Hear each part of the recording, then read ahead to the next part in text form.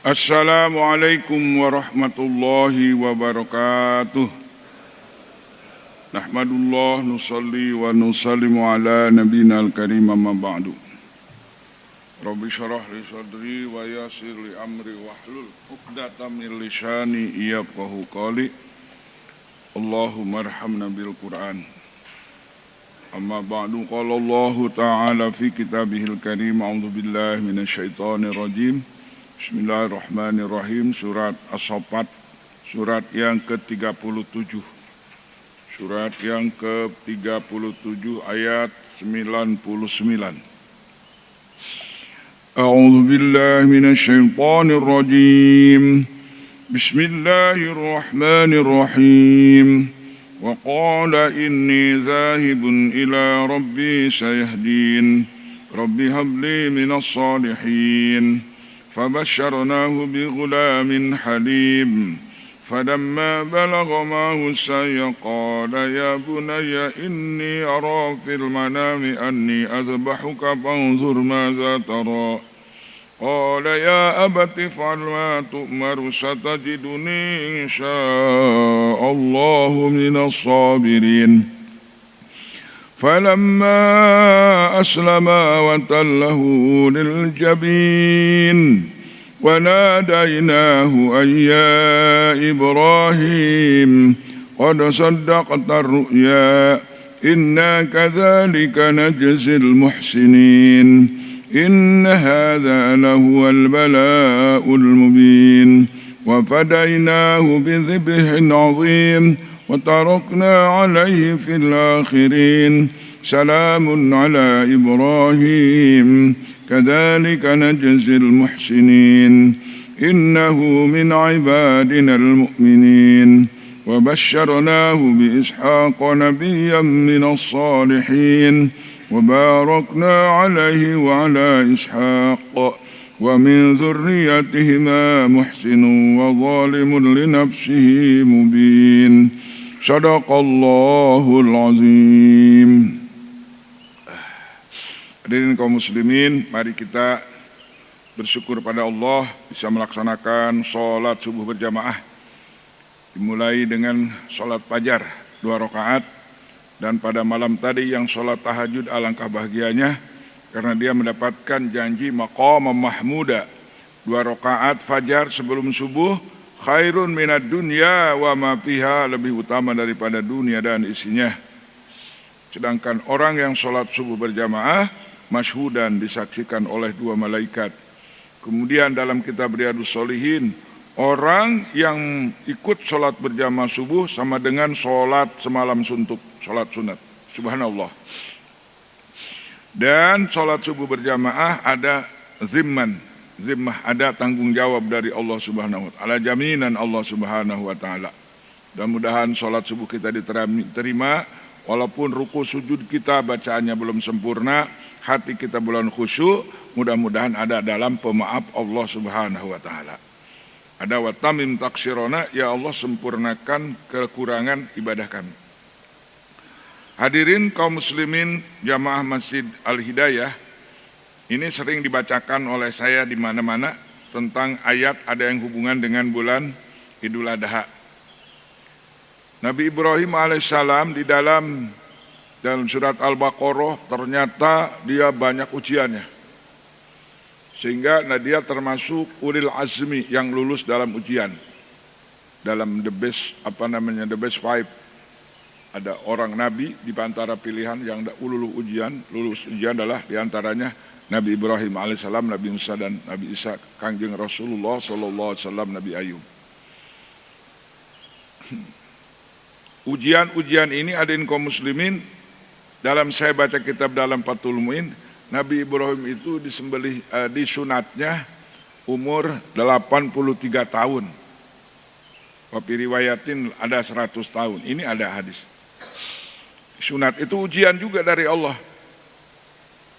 Lagi di hutan, kata Allah, Ibrahim potong khitan. Maka dihitan dengan apa? Itu dengan alat pemangkas kayu katanya, kampak. Allahumma sholli ala Muhammad. Kemudian diantaranya Nabi Ibrahim AS waktu pemuda dia menghadapi di sidang sampai kesalahannya itu dibakar. Tapi ternyata Nabi Ibrahim diselamatkan oleh Allah Subhanahu wa taala. Kemudian api yang tadinya panas jadi dingin. Kasusnya apa? Kasusnya gara-gara menghancurkan tapekong berhala. Sehingga ketika di sidang Nabi Ibrahim, bukan saya yang menghancurkan berhala, bal fa'alahum kabiruhum. Tuh lihat ada tapekong yang paling besar. Sampai kampaknya disoren. Akhirnya orang marah. Kenapa? Nggak mungkin katanya batu bisa menghancurkan batu. Kata Nabi Ibrahim, kenapa kamu sembah katanya gitu. Itu ujian sampai dibakar. Ujian yang selanjutnya Nabi Ibrahim sudah umur 80 tahun lebih. Itu tidak punya anak. Nah, jadi sudah monopus. Kalau dalam dunia dokter itu Nabi Ibrahim sudah monopus, Siti Sarah sudah monopus. Dan nikah dengan Siti Hajar. Dan Siti Hajar ternyata dalam sejarah lebih dahulu punya anak daripada Siti Sarah, istri yang pertama. 86 tahun Nabi Ibrahim punya anak, Nabi Ismail. Sedangkan Siti Sarah yang sudah nenek-nenek bengkung, gitu kan, punya anaknya hampir 100 tahun lebih baru punya anak. Jadi sekarang bisa terjawab, walaupun dipermasalahkan bagaimanapun, di dalam pertikaian antara dua paham ini, setelah cek and recheck dalam Al-Quran, pertama yang dikorbankan itu bukan Ishak, tapi yang dikorbankan itu adalah Ismail. Itu bisa dicek dalam surat As-Sofat, kemudian dicek juga dalam surat Ibrahim. Itu sudah, walaupun di pertentangan bagaimanapun, kalau diajak kepada Al-Quran, jelas yang dikorbankan itu Nabi Ismail alaihissalam. Kemudian di Mekah pun ada makom Ibrahim, ada hijir Ismail, bukan hijir Ishak, bukan ya. Yang sudah naik haji ada hijir Ismail, bukan hijir Ishak itu, hijir Ismail itu. Dan sudah disaksikan oleh kitab terdahulu bahwa kurban itu adalahnya di Mekah. Yang dikurbankan itu adalah Nabi Ismail alaihissalam. Siti Hajar adanya di Mekah, sedangkan Siti Sarah di Palestina. Ini untuk menjawab kerincuhan. Saya suka nonton itu di mass media, Ishak, termasuk Al-Mukarram Gus Baha juga berpihak kepada Nabi Ishak alaihissalam. Tapi karena di Indonesia katanya kebanyakan Nabi Ismail pendapatnya, ulah aja jangan ribut katanya. Kata Gus Dur, jangan ribut, kan disembelihnya juga nggak jadi katanya. Itu Gus Dur yang jawabannya lebih hebat lagi, nggak usah ribut, pan Nabi Ismail juga nggak jadi disembelihnya. Kalau walaupun Nabi Ishak nggak jadi disembelihnya, kenapa ribut? Kan kita cuma yang begitu aja bisa ribut di Indonesia mah. Salah kunut ribut dan segimana. Memang debat di Indonesia ini perangnya perang mulut. Kalau di Palestina di Gaza bukan perang mulut Pak, perang senjata, dibombardir. Kalau kita mah masih mau diadu domba, padahal kita manusia, tapi masih senang seperti domba. Hadirin kaum muslimin, setelah Nabi Ibrahim dakwah sudah Palestina, Mekah ada keliling sampai dibakarnya itu di Babilonia di Irak ya. Palestina ke Mekah, dia punya anak. Dia berdoa sambil berangkat ke Palestina, Rabbi habli minas solihin. Ya Allah, saya akan pergi kepada Tuhanku, penciptaku. Saya hadiin, mudah-mudahan Allah memberikan hidayah kepadaku. Apa doa dalam perjalanannya? Rabbi habli minas solihin, Rabbi habli minas solihin. Ya Allah, berikan kami anak yang soleh. Jadi bagi Allah, orang yang sudah monopus, teori dokter nggak bisa punya anak, tapi kalau kehendak Allah bisa anak. Karena kalau ada dunia kedokteran pada waktu itu, Nabi Ibrahim dan Siti Sarah sudah nggak mungkin punya anak. Tapi Allah Ta'ala memberikan mukjizat dan kudrat irodatnya, bisa Allah kawasa memberikan putra, gitu kan, walaupun sudah monopus, gitu kan, orang tuanya. Bahkan Gusti Allah ngadambel Nabi Adam tanpa ibu bapak. Bahkan Gusti Allah menciptakan Nabi Isa alaihissalam tanpa bapak. Maka orang-orang yang sesat ngaco dijadikan anak Gusti Allah teh Nabi Isa teh. Allahu Akbar. Nah, bagaimana kalau kita mengamalkan doa ini? Boleh. Doa Qur'aniyah namanya. Saya pernah menyusul doa Qur'aniyah, tapi nggak jadi dicetaknya. Doa-doa dalam Al-Quran, doa para nabi gitu. Robbi habli minas solihin, Robbi habli minas solihin, Robbi habli zuriatan thayyibah, innaka sami'ud du'a. Banyak doa-doa minta anak.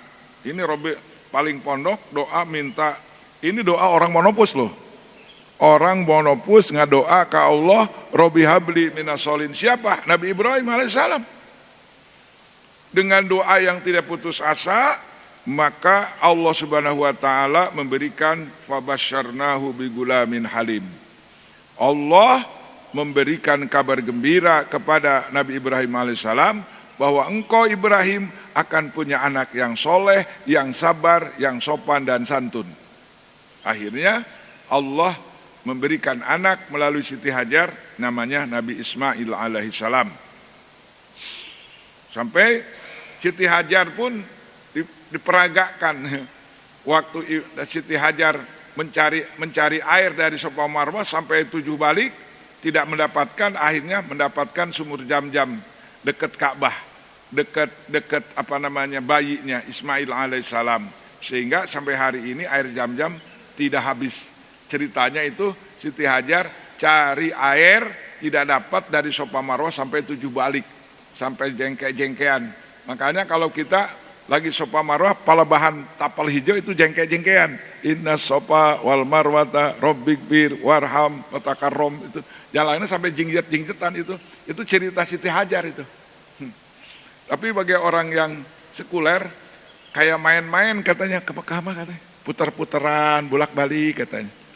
Terus lempar-lemparan, rumah-rumahan di kemah-kemahan di Arafah. Ada orang yang begitu ceramah di YouTube. Padahal agama mah tauqifi, nggak boleh dianggap main-main. Jadi ada orang yang menyaru jadi ustad, ternyata menyebar Al-Qur'annya itu menghina kepada Al-Qur'an. Banyak sekarang. Allahu Akbar. Allahu Akbar. Nah, setelah dewasa, Nabi Ibrahim punya anak, Nabi Ismail sudah dewasa umur 8 tahun, opi riwayatin dewasa sudah 13 tahun, itu diikhtilafkan. Maka Nabi Ibrahim alaihissalam diperintah oleh Allah untuk menyembelih putranya walaupun dalam mimpi. Sampai 3 kali bermimpi bahwa Ibrahim sembelih anakmu. Di dalam tafsirnya Ibnu Abbas, Ufi nadroka, hei Ibrahim tunaikan nazarmu. Ternyata Nabi Ibrahim pernah bernazar di hadapan masyarakat ketika dia makan bersama. Sampai ratusan kambing, ratusan onta disembelih makan bersama. Sampai masyarakat Nabi Ibrahim kamu baik sekali, ini semua untuk ratusan ribuan tamu untuk makan kambing itu, kamu sangat baik sekali. Ngomong begitu. Waktu itu masih monopus dia, belum punya anak. Kalau seandainya saya punya anak laki-laki, kemudian Allah memerintahkan untuk mengorbankan, saya akan laksanakan. Nah, ternyata Nabi Ibrahim pernah ngomong begitu di hadapan masyarakat. Maka dalam tafsirnya, ya Ibrahim upi nadroka, tunaikan nazarmu. Apa nazarnya? Kalau saya punya anak, kalau Allah yang menyuruh menyembelih, saya sembelih. Sudah 3 kali mimpi, baru Nabi Ibrahim alaihissalam memanggil putranya. Ya bunayya, inni ara fil manami azbahuka, inni azbahuka pandur madza taro. Wahai putraku yang kusayangi, sesungguhnya aku ini abimu, melihat di dalam tidur, bermimpi bahwa di dalam mimpi ini ayah ini menyembelih kamu. Allahu Akbar. Coba perhatikan bagaimana pendapatmu. Bagaimana itu doa Nabi Ibrahim dikabul? Qala ya abatif al matu maru satajiduni insyaallah minas sabirin. Allahu Akbar. Sami'na wa ata'na. Tidak melawan, langsung wahai ayahku, laksanakan apa yang diperintahkan. Insyaallah ayah akan melihat aku. jadi orang-orang yang sabar. Makanya doanya dikabul. Robbi habli minas solihin. Ya Allah, berikan putra yang soleh. Itu saking solehnya, bapaknya memerintahkan berita untuk dapat berita dari Allah untuk menyembelih anaknya, walaupun dalam mimpi, tetap Ismail menunaikan sami'na wa ta'na satajiduni insyaallah minas sabirin. Ini ceritanya panjang kalau dalam tafsirnya Pak, kalau dibuka tafsirnya ini. Nabi Ibrahim alaihissalam mengajak kepada putranya, sampai di sisiran dikasih minyak wangi sama ibunya, mau dibawa kemana, mengembala di antaranya. Nah akhirnya kasih wangi. Setelah itu baru Ismail alaihissalam dibawa ke padang Arfah, bercerita tentang mimpinya. Jawabannya kita sudah tahu. Nah iblis pada waktu itu kebingungan karena dia sudah bersumpah ketika diusir oleh Allah, si iblis akan menggoda anak Adam dari depan, dari belakang, dari kiri dan kanan. Digoda Nabi Ibrahim. Kata iblis, hei Ibrahim, kamu gak sayang? Dulu kamu minta putra anak soleh. Itu coba lihat gantengnya, semampainya, wajahnya, rambutnya. Masa kamu akan sembelih? Gitu kan. Suruh siapa sih? Kata Ibrahim, memang saya tahu. Putra saya ini orang terbaik, orang ganteng, kasep. Tapi ada yang memerintahkan. Siapa? Tuhanku. Allah. Pak Isa, maka iblis putus asa. Dumpat lagi ke Ismail. Ismail, tahu nggak kamu? Mau dibawa ke sini, bawa tali, bawa pisau itu. Nggak tahu. Kalau nggak tahu kamu disembelih, nggak mungkin. Gitu kan? Nggak mungkin. Nah, itu cerita tafsirnya, tapi ukurannya nggak sampai di situ. Nah akhirnya dilempar. Sampai ada 3 posisi lemparannya. Ada jumrotul ula, jumrotul wusta, jumrotul akobah. Bapak-bapak, saudara kita yang sedang naik haji itu sebelum ke Arfah, balang jumroh dulu. Ada yang 2 hari, yang 3 hari di Mina. Balang jumroh melempar tugu setan. Itu tugu yang pernah menggoda Nabi Ibrahim, dilempar itu. Sampai berapa kali tuh? 21 kali, berapa? 77 kali. Allahu Akbar. Sampai lupa saya. Jadi manasik haji. Hajar mencari air, jadi manasik haji. Nah sudah begitu, sudah Nabi Ibrahim alaihissalam, iblis sudah datang ke Nabi Ibrahim, datang ke Siti Hajar. Hajar, kenapa kamu diam-diam saja, enak-enak aja, tenang. Tahu nggak? Tadi ayah suami kamu bawa pisau, bawa tali dan sebagainya, tahu nggak? Nggak tahu katanya. Emang ada apa? Itu Ibrahim mau menyembelih putranya si Matawayang, anak kamu. Nggak mungkin, nggak masuk akal. Siapa yang merintahnya? Ya katanya si Tuhan ya. Kata Hajar, aku pun kalau saya disembelih sama suami saya pas perintah Allah, saya rela. Waduh, kata iblis, udah putus asa deh. Mudah-mudahan kita jangan tergoda ya oleh iblis ya. Dan iblis sudah berjanji, illa ibadaka minal mukhlasin, ya Allah, saya tidak akan menggoda hambamu yang ikhlas. Mudah-mudahan ya, jamaah mukhlasin, semuanya jamaah al-hidayah, ikhlas semuanya. Amin ya robbal, sehingga tidak tergoda setan dan iblis. Nah kita lanjut ayat selanjutnya. Falamma aslama wa tallahu lil jabin, setelah Ibrahim taslim, pasrah, nerima perintah Allah. Nabi Ibrahim menerima perintah Allah untuk menyembelih putranya. Nabi Ismail siap melaksanakan tugas disembelih oleh orang tuanya. Itu namanya aslama, taslim. Wa tallahu, dan Nabi Ibrahim dan dia telah dibaringkan, subhanallah, lil jabin, sehingga pelipis pelipisnya menyentuh kepada tanah. Aduh sedih ya, ngeri kalau diperagakan. Nabi Ismail seperti domba mau disembelih. Allahu Akbar. Setelah itu baru ada suara dari langit pas mau menyembelih, tapi dalam tafsirnya sampai digodot-godot, nggak sampai nggak mempan-mempan, tapi kita ikut irama Quran dulu aja. Panjang kalau ikut tafsirnya. Setelah Ibrahim alaihissalam menyembelih tidak mempan-mempan, maka datanglah suara dari langit dengan takbir, Allahu Akbar, Allahu Akbar. Dijawab oleh Ibrahim lagi megang pisau, la ilaha illallah wallahu akbar. Ismail yang mau disembelih jawab, Allahu akbar walillahil hamd. Kalau Allahu akbar itu takbirnya para malaikat. La ilaha illallah wallahu akbar eta takbirnya Nabi Ibrahim. Allahu akbar walillahil hamd itu namanya takbir Ismail, diabadikan sampai hari ini. Jadi membesarkan Allah. Malaikat membesarkan Allah, Nabi Ibrahim membesarkan Allah, Ismail membesarkan Allah, sehingga dirinya pun tidak ada harganya lagi di hadapan Allah Subhanahu wa taala. Sami'na wa ta'na.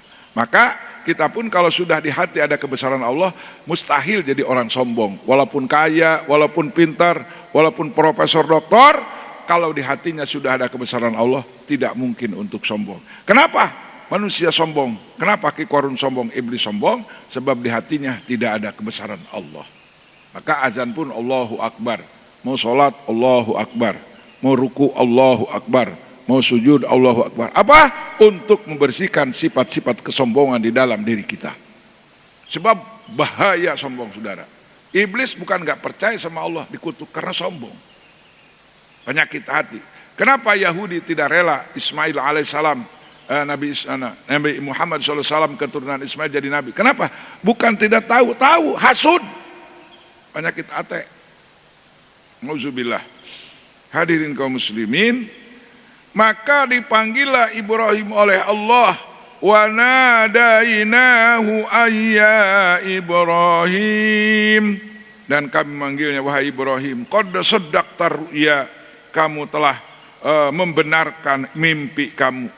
Inna kadzalika najzil muhsinin, sesungguhnya kami demikian itu akan membalas orang-orang yang berbuat kebaikan. Subhanallah. Jadi Nabi mah mimpinya juga wahyu. Cerita-cerita mimpi itu pertama Nabi Ibrahim, kedua Nabi Yusuf. Kenapa Nabi Yusuf sampai dilempar ke sumur? Karena mimpinya ketahuan sama saudaranya. Melihat 11 bintang, matahari dan bulan bersujud. Disimpulkan Yusuf biar kalau jadi raja, kita akan jadi rakyat jelata. Dan Nabi Ayub, Nabi Yakub makin cinta saja sehingga diputuskan. Itu gara-gara mimpi. Kenapa hadirin kaum muslimin Nabi Ismail disembelih? Gara-gara mimpi. Dan Allah Subhanahu wa taala memberikan mimpi yang benar kepada Nabi ketika di Madinah, bahwa Mekah akan direbut kembali oleh Rasulullah dan para sahabat. Itu mimpi. Jadi ru'yatus shadiqah.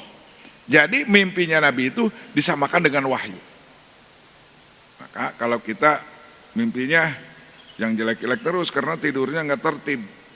Tapi kalau kita tidurnya tertib pakai ala Nabi, itu sebelum wudu punya wudu, sholat 2 rakaat, baca surat Tabarok, baca surat Sajadah, insya Allah kita tidak akan mimpi yang buruk-buruk. Mimpinya yang enak, yang indah-indah, ketemu dengan sahabat, ketemu dengan Nabi gitu kan. Cuman karena kita nggak tertib tidurnya juga, kadang-kadang kaki kita menjulur ke Ka'bah, ke kiblat. Padahal ada, kalau ingin tidur tidur ala Rasul itu seperti kita ada di alam kubur menghadap kiblat, kepala kita ke belah utara. Itu tertib tidurnya. Insya Allah mimpinya bagus. Nah, kemudian setelah Allah menyatakan, memanggil Ibrahim bahwa engkau telah bermimpi dan Nabi Ibrahim termasuk muhsinin, Allah menjelaskan lagi, inna hadza lahuwal bala'ul mubin. Inilah balai ujian yang nyata. Ujian lulus, Nabi udah lulus semuanya, udah lulus. Wa izibtala Ibrahim rabbuhu bikalimatin fa'atammahun. Ingat ketika Ibrahim diuji oleh Allah dengan beberapa ujian, semuanya lulus, disempurnakan.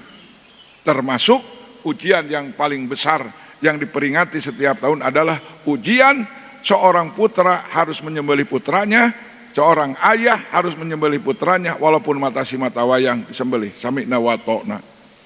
Makanya kalau bapak-bapak ikut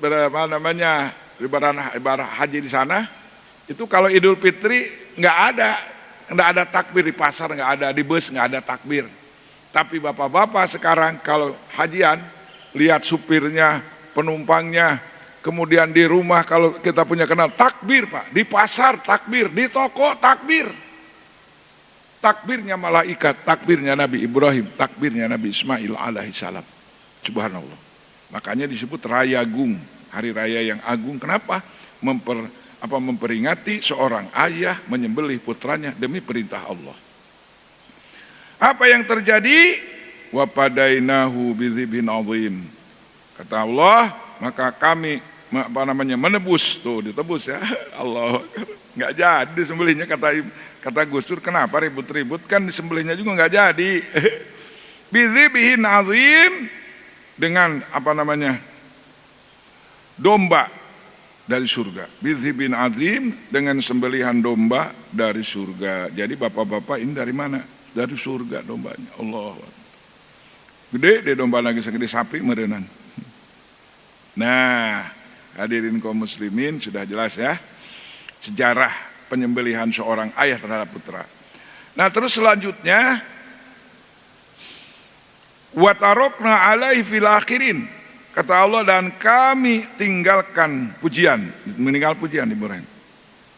Nah, atas Nabi Ibrahim untuk orang-orang yang kemudian. Maka Nabi Ibrahim diaku, ku Yahudi diaku, ku Nasrani ge diaku. Ngan aya ngakuna anu salah. Kata orang Yahudi, Nabi Ibrahim itu agamanya agama Yahudi. Gitu. Kata orang Yahudi. Gitu. Kata orang Nasoro, Nabi Ibrahim itu agamanya agama Nasoro. Diabadikan dalam Al-Quran itu pengakuan palsu. Wa qalu adkhulal jannata illa man kana hudan aw nasara. Kata orang Yahudi, tidak akan masuk surga kecuali beragama Yahudi. Atau orang Nasrani, tidak akan masuk surga ke orang Nasara. Mengatakan bahwa Nabi Ibrahim alaihissalam adalah Yahudi, maka dikonter oleh Allah, wa qalatil yahudu laisatin nasara wa qalatin nasara laisatul yahud. Kata orang Yahudi, gitu. Nasrani waqalatil yahudu laisatun, agama yang benar Yahudi bukan Nasrani. Orang Nasrani bilang begitu. Maka dikatakan Nabi Ibrahim dalam gosipnya, Nabi Ibrahim itu agama Nasrani, agama Yahudi. Maka dibantah oleh Allah, bahkan Nabi Ibrahim itu bukan Yahudi, bukan Nasrani, tapi Ibrahim adalah agama Hanifah Muslimah. Allahu Akbar. Maka apa yang selanjutnya? Nabi Ibrahim mendapatkan ucapan salam sejahtera. Kenapa? Selamat Ibrahim, telah lulus dalam melaksanakan tugas perintahku. Maka Nabi Ibrahim bukan menyembelih Ismail, tapi menyembelih domba kambing dari surga, lulus ujian. Allahu Akbar. Makanya hadirin kaum muslimin, bagi orang yang punya kendaraan banyak ya, punya kendaraan sampai 2-3, kemudian tidak korban, tapi mobilnya bukan mobil kreditan ya, mobil milik pribadi. Kalau kreditan belum milik pribadi, masih milik showroom. Tapi sudah milik pribadi, punya mobil 3, tidak korban, itu bisa bahaya Pak. Ada ancaman dari Nabi, malam man kana saatun palam yudohi pala yakrobana musolana. Orang yang leluasa, rumahnya luas, kebunnya ada, tabungannya ada, mobil banyak, kali-kali tidak korban, Nabi tidak mau sholat berjamaah dengan orang itu. Kata Nabi, jangan dekat-dekat musolaku. Masya Allah. Alhamdulillah. Tapi ada orang satu kampung itu tukang tani, semuanya korban. Ada di YouTube ada. Ada tukang beca, berapa nggak tahu. Sampai itu tukang beca bisa korban, nabungnya berapa tahun. Ingin korban, ladang beca. Allahu Akbar. Allahu Akbar. Itu orang benar-benar ya Allah. Allahu Akbar. Salamun ala Ibrahim. Selamat buat Ibrahim. Sudah melaksanakan tugas. Demikianlah kami membalas orang. Jadi 2. Kadzalika najzil muhsinin, karena dia membenarkan mimpinya. Kemudian sudah melaksanakan tugas penyembelihannya. 2 kali Nabi mengulang-ulang Gusti Allah kedua kalinya. Kadzalika najzil muhsinin, demikian kami akan balas kepada orang-orang yang berbuat kebaikan. Siapa? Nabi Ibrahim. Dan Nabi Ibrahim dikokohkan oleh Allah, innahu min ibadinal mu'minin, sesungguhnya Ibrahim adalah daripada hambaku yang beriman, yang sempurna. Nah baru ini hadirin kaum muslimin, untuk meyakinkan bahwa Nabi Ismail alaihissalam yang disembelih, maka ayat selanjutnya, Bapak-bapak, ini ayat selanjutnya yang menjelaskan bahwa Ismail yang disembelih bukan Ishak. Ini dalilnya, wa basyarnahu bi Ishaq nabiyya minas sholihin. Dan aku memberikan kabar gembira kepada Ibrahim, anak yang kedua Nabi Ishak alaihissalam, sebagai nabi dan dari golongan orang-orang yang soleh. Nah, kemudian bapak-bapak akan saya tambahkan lagi surat Ibrahim. Sebenarnya siapa yang pertama dilahirkan, siapa yang disembelih? Maka di sini ada doa Nabi Ibrahim alaihissalam, surat Ibrahim, surat yang ke-34 menjelaskan bahwa Nabi Ismail yang disembelih bukan Ishak, dan Nabi Ismail yang pertama dilahirkan bukan Ishak.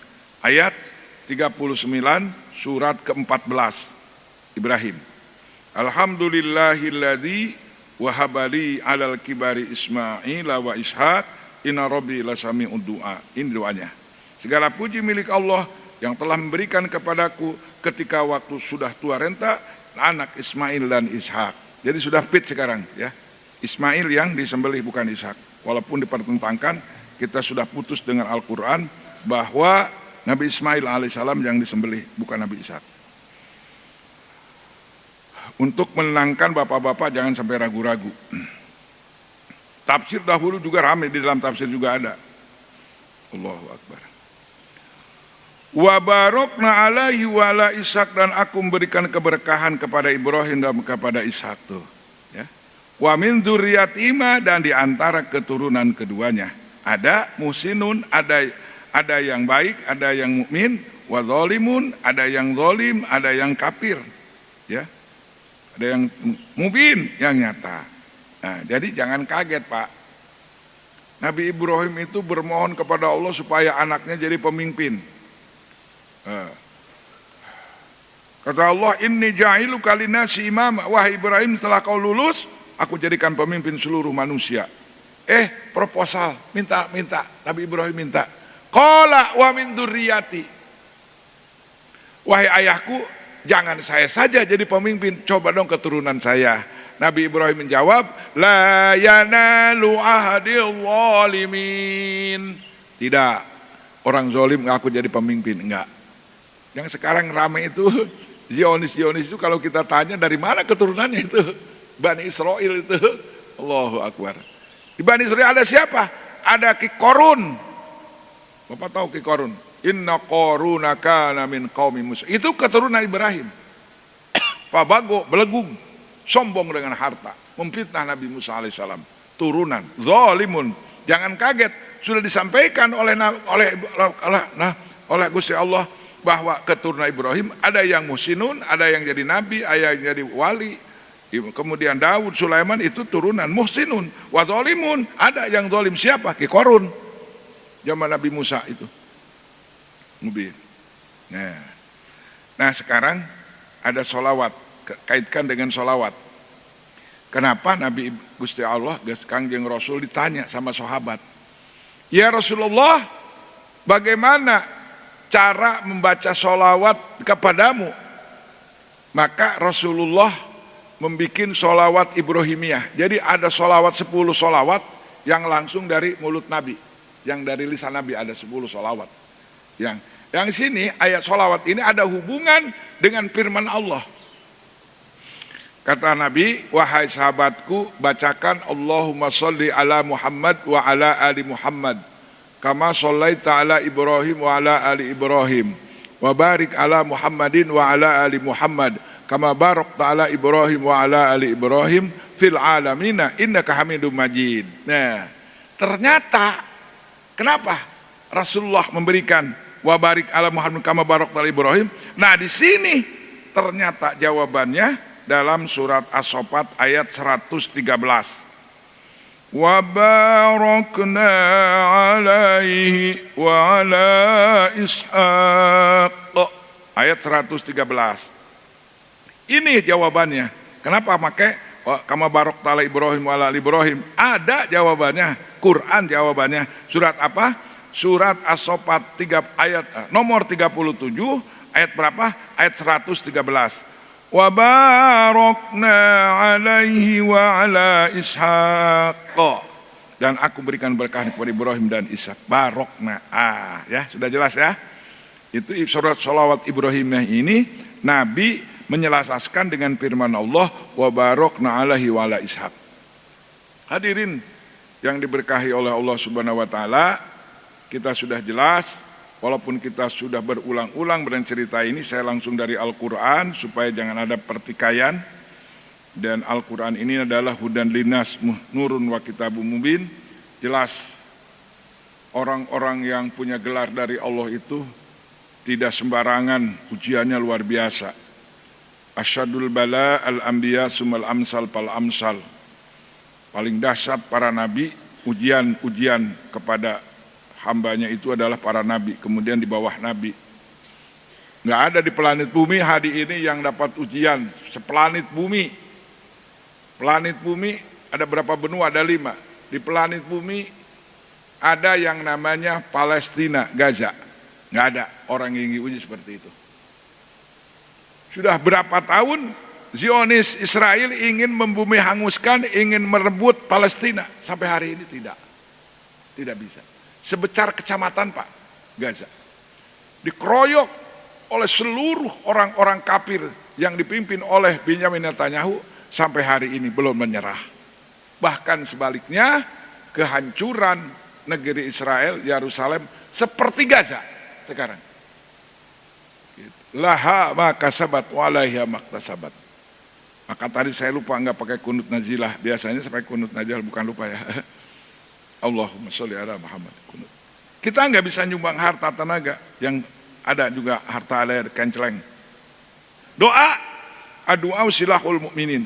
Kalau kita sampai tidak berdoa, lihat saudara kita 24 jam dihancurkan, ibunya, bapaknya dibunuh, anaknya dibunuh, rumah sakit dibombardir, orang yang mau menyumbang diblokir. Coba, nggak ada orang sejahat planet bumi. Yang paling jahat siapa? Si Israel itu, si Bani Israel, si Yahudi, Zionis, bukan Bani Israel, bukan Zionisnya. Di atas iblis, jahatnya di atas iblis. Anak dibunuh, ibu bapaknya dibunuh, udah disandera, rumah sakit dihancurkan, Masjid Istiqlal yang dibangun di Indonesia dihancurkan. Indonesia bikin masjid, 2 masjid Pak, dihancurkan sama si laknatullah Yahudi itu. Ya, itu zalimul nafsi.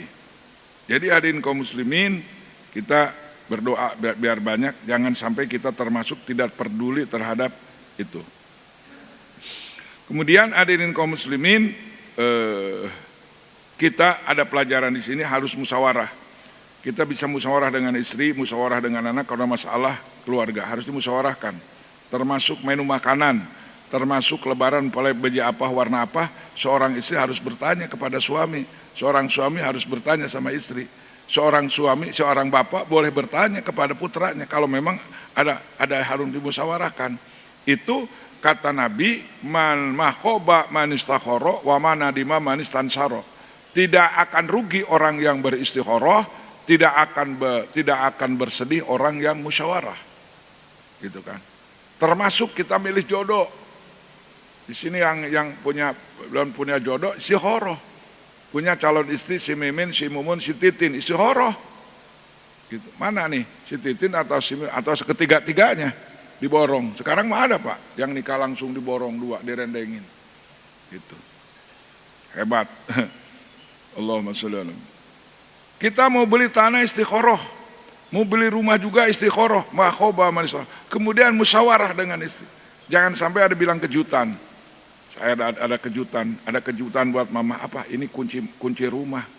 Alhamdulillah. Padahal dalam Islam itu harus musyawarah dulu sama istri kita, sama putra kita. Rumah ini bagus nggak kira-kira? Di tempatnya begini, halamannya begini. Itu kata Nabi, makhoba manistakhoro, wa manadima manistansar. Istikharah dan musyawarah insya Allah sukses. Nah, Nabi Ibrahim alaihissalam sudah jelas mimpi dari Allah, tetap anaknya diajak musyawarah. Itu ujung-ujung dipencit anaknya, henteu diajakan musyawarah heula. Subhanallah. Nah, itulah hadirin kaum muslimin, kita sekali lagi saya menghimbau kepada diri saya, jangan lupa berdoa untuk saudara kita yang ada di Palestina. Tapi di Indonesia musibahnya bukan bom nuklir, bukan amunisi, tapi ujian di negeri kita adalah krisis moral, gitu kan? Judi dilegalkan, prostitusi, narkoba.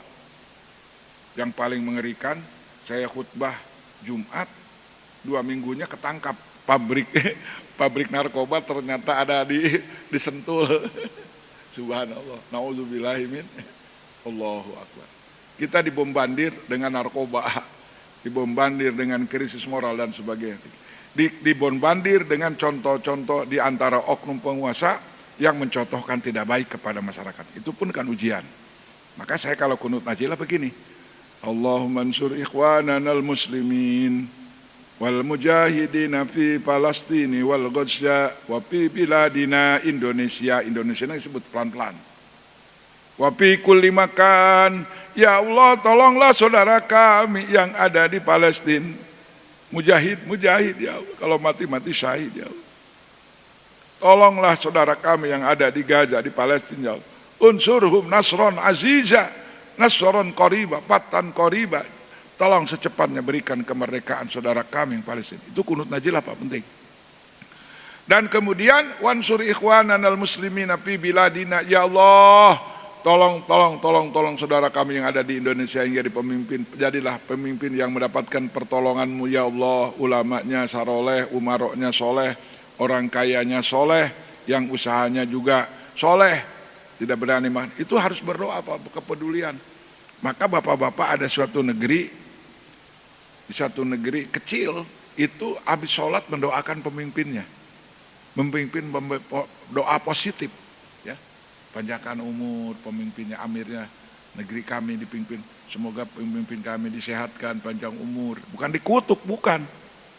Coba kalau kita punya doa semacam itu, insya Allah nanti pemimpin-pemimpin kita kalau lagi jahat bisa tobat, bisa tobat, lain bikin macet, gitu. Allahu Akbar.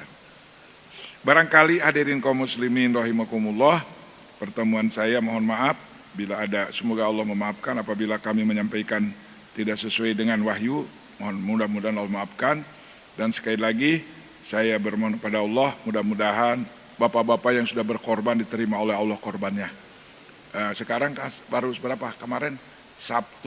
Jumat, Sabtu, Ahad ya, besok sampai besok takbir itu sampai besok ya. Sekarang masih bisa ya korban ya. Yang kemarin belum korban bisa korban sekarang. Mau sapi, mau apa, mau kambing, gibas. Tapi jangan sampai terjadi di Papua. Saya ada kiriman foto dari Papua, ada mualaf bawa babi yang bagus mulus supaya dikorbankan. Ada fotonya Pak, babinya seperti kambing gitu, bagus sekali. Nggak tahu itu orang Papua dasar mualaf. Bentar dikorban, dibawa ke masjid. Karena mualaf nggak tahu kalau babi itu haram. Dia mewah, bangga, merasa bangga. Ini babi yang terbaik, rupanya bagus, bulunya juga bagus. Ini disampaikan sama penitia, kalau babi mah nggak boleh pakai korban, dimakan juga, nggak tahu dia. Tapi karena dia mualaf, namanya juga mualaf ya, dia maafin aja. Ya, yang sekarang yang belum korban, yang hari ini korban, insya Allah. Wa'at imul ba'isal fakir, kasih kepada yang sangat membutuhkan. Kemudian bagi orang yang korbannya korban nazar tidak boleh dimakan oleh keluarganya. Dan kalau korban bukan nazar boleh dimakan sepertiganya. Jadi ada orang yang fanatik, saya nggak makan Pak. Pakai Quran, kasih Quran dia. Kulu minha, silahkan makan sebahagian daging korban kamu. Wa'at imul ba'isal fakir, sisanya dikasihkan, sisa dari dua sepertiganya kasihkan kepada fakir miskin. Jangan sampai nggak mau Pak, saya itu korban saya nggak boleh. Bukan nggak boleh, kamu nggak baca Quran. Qurannya membolehkan. Fakulu minha wa atimul baisal fakir, makan sebagiannya. Ulama dalam kitab ilmu sepertiga, sisanya kasih sama fakir miskin. Itu kecuali korbannya korban nadar. Ya Allah, kalau anak saya lulus jadi sarjana, saya akan korban bulan lebaran haji. Nah itu mah nggak boleh, harus dikasih semuanya. Barangkali itulah, mudah-mudahan ada manfaatnya. Subhanallah, subhanakallahumma bihamdika, asyhadu an la ilaha illa anta, astaghfiruka wa atubu ilaik. Mohon maaf. Assalamualaikum warahmatullahi wabarakatuh.